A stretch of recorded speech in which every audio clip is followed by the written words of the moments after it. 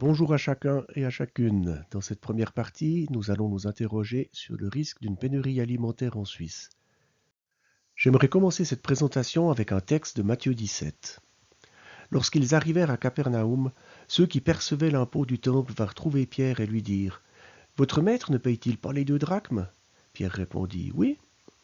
Lorsqu'il entra dans la maison, Jésus lui parla le premier et lui dit: Simon, qu'en penses-tu? Les rois de la terre, de qui perçoivent-ils des taxes ou des impôts? De leurs fils ou des étrangers? Pierre répondit: Des étrangers. Jésus lui dit: Donc les fils en sont exempts. Mais pour ne pas les scandaliser, va à la mer, jette l'hameçon et tire le premier poisson qui viendra. Ouvre-lui la bouche et tu y trouveras une pièce d'argent. Prends-la et donne-la pour moi et pour toi. Ce texte nous rappelle la toute-puissance de Dieu. Mais je ne crois pas qu'il nous enseigne à être insouciants et lorsque nous recevons notre facture d'impôt, à prendre notre canne à pêche pour aller trouver de l'argent. Dieu s'attend à ce que nous nous comportions de manière sage, en anticipant et en épargnant pour ne pas être pris au dépourvu. La parabole des 10 vierges nous enseigne aussi la prévoyance. 5 vierges étaient sages et s'étaient munies d'une réserve d'huile, et puis 5 étaient moins sages et ont vu leur lampe s'éteindre avant de pouvoir entrer dans la salle du mariage. Entre l'insouciance et le survivalisme, il nous semble qu'il y a un juste milieu qui s'appelle prévoyance.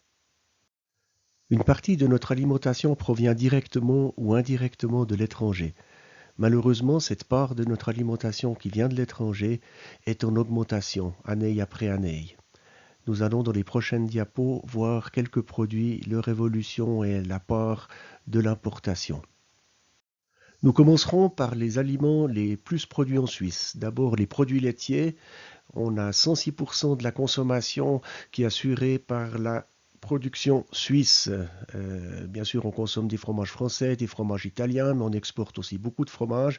Et puis si on fermait les frontières, on aurait 106% de notre consommation habituelle qui serait garantie par la production indigène. Pour les pommes de terre, on est à 79%. C'est une baisse assez importante depuis 2011 où on avait 95%. Pour la viande et le poisson, c'est relativement stable, 78% en 2022, 79% en 2011. On est relativement bien couvert avec la production indigène, tout en sachant qu'on manque de morceaux nobles et puis qu'on exporte des bas morceaux. En ce qui concerne les fruits à pépins au noyau, il y a eu une très forte baisse depuis 2011 où on avait une surproduction, on produisait 111% de notre consommation, on n'est plus qu'à 75% actuellement. Les céréales panifiables, donc celles qui servent à fabriquer du pain, le blé tendre en particulier, sont produites en 2022 à 68% par les paysans suisses. On était à 82% en 2011, c'est en baisse. Pour les œufs, alors là, on a un produit qui est davantage produit actuellement qu'en 2011. On est à 61% actuellement. Par contre, il faut savoir que de plus en plus de poules sont nourries avec des aliments qui viennent de l'étranger, du soya en particulier. Et donc, s'il y avait des difficultés avec les frontières, on ne pourrait pas produire autant d'œufs. Les années se suivent et ne se ressemblent pas. Pour les récoltes, par exemple, en 2024, c'était vraiment difficile. Les céréales panifiables, on est en dessous de la moyenne des 10 dernières années d'environ 30%. Pour les céréales fourragères, celles qui servent à nourrir le bétail, on est à moins 25, moins 30% par rapport à la moyenne des 10 dernières années. Pour le colza, on est aussi quasiment à 10% de baisse. Et malheureusement, pour cette culture, ça va être de plus en plus difficile parce qu'il y a beaucoup de restrictions sur les produits phytosanitaires qui peuvent être utilisés pour faire cette culture. Et c'est grave parce qu'on est aussi très dépendant de l'étranger pour les huiles végétales actuellement. On arrive maintenant vers les aliments qui sont à peu près à moitié importés depuis l'étranger. Le sucre, on ne produit plus que 55% de notre consommation, alors que c'était encore 94% en 2011. Et pour les légumes, 49% des légumes sont produits en Suisse, donc la moitié des légumes consommés viennent de l'étranger.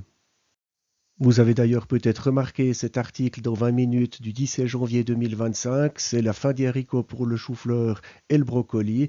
C'est des produits qui, en tout cas cette saison, sont très largement importés depuis l'Espagne. Et puis l'Espagne a eu des grosses intempéries l'automne et l'hiver. Donc on va être un petit peu privé de ces légumes dans les prochaines semaines.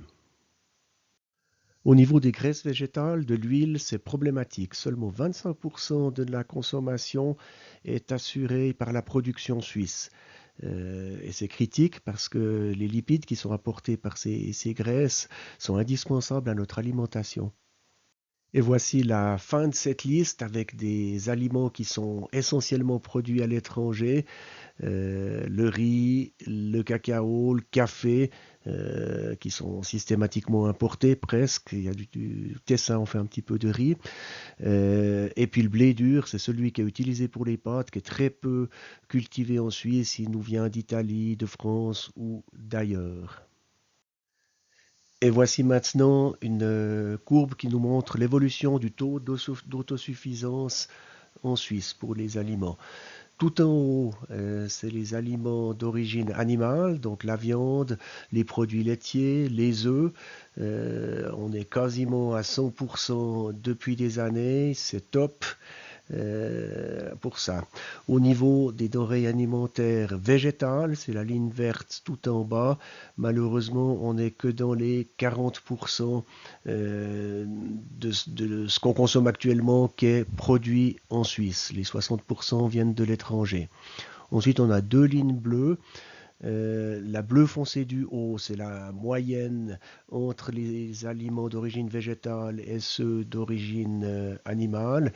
Et la bleue claire, c'est le taux net, c'est-à-dire qu'on déduit les aliments, la viande en particulier, qui est produite avec des fourrages qui viennent de l'étranger. Et là, bah, le chiffre, il n'est pas terrible.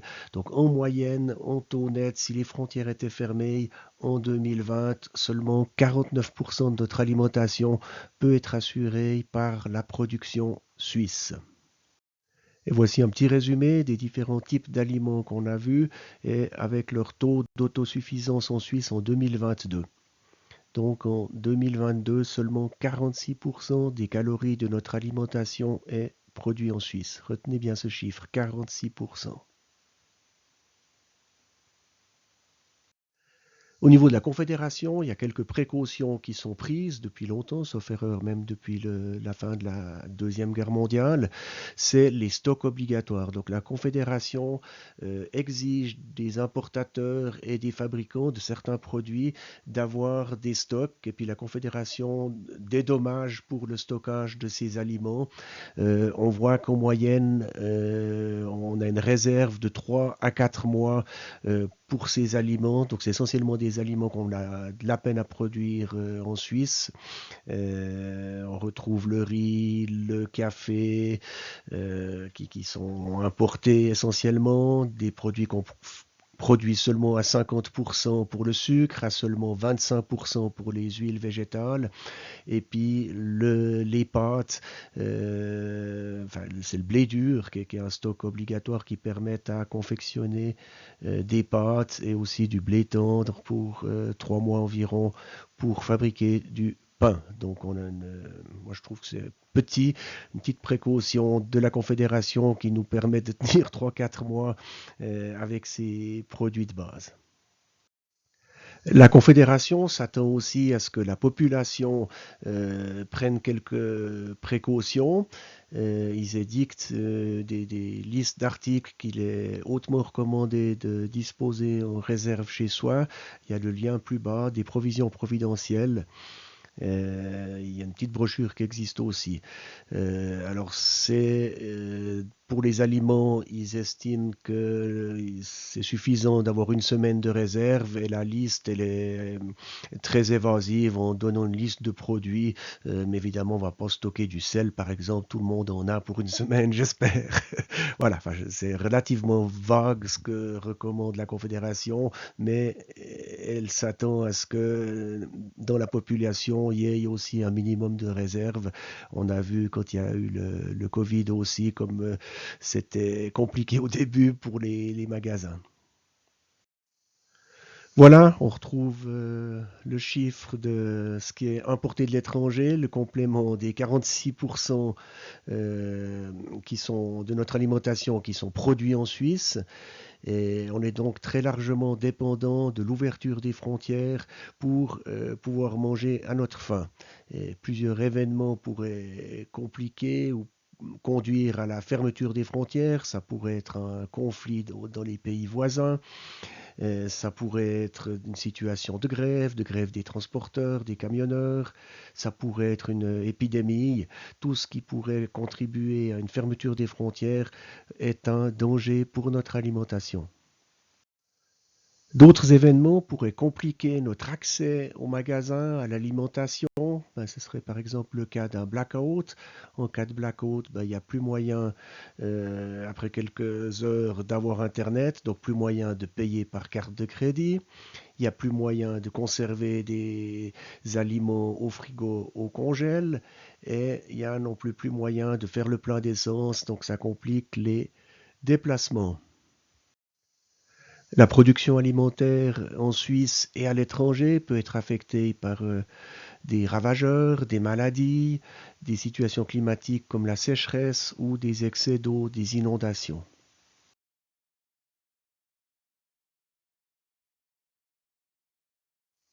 Voilà, après ces quelques diapos, ben, j'espère qu'on a pu dresser un tableau de la situation et puis que chacun peut se positionner un petit peu euh, par rapport à l'éventuelle nécessité de faire des provisions.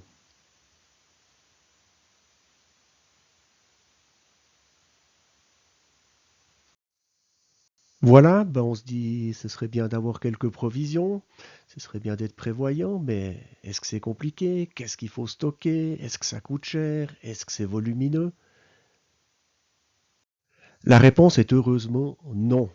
On verra en plus en détail dans une prochaine vidéo qu'avec un budget de 100 francs suisses, donc une centaine d'euros aussi, pour une quinzaine de produits différents, on peut assurer une alimentation équilibrée, lipides, protéines, glucides pour un mois.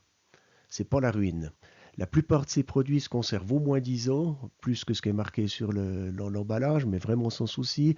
Et les quelques autres font partie de ce que nous consommons régulièrement. Il suffit d'en acheter un petit peu en avance.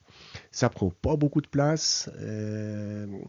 Avec une caisse Raco de 60, 40, 22 cm de haut ou deux caisses plus petites, on a pour un mois, pour une personne, de la nourriture équilibrée et ça pèse un petit peu moins de 20 kilos. Et puis aussi se souvenir que quand on achète en avance, on économise. Pourquoi s'en priver? Acheter en avance, c'est gagner à coup sûr. Ça veut dire qu'on profite en permanence des actions. On peut se permettre d'avoir un stock qui est constitué uniquement par des achats lors des actions. Ça permet de manger au prix d'il y a plusieurs mois ou plusieurs années. Ça rapporte plus qu'à la banque d'acheter des pâtes et de les stocker que de laisser de l'argent avec un taux de 0%. Ça permet d'éviter de devoir prendre la voiture quand il manque juste une bricole pour terminer un repas. Et ça permet surtout de ne pas être pris au dépourvu si une situation de crise se présente.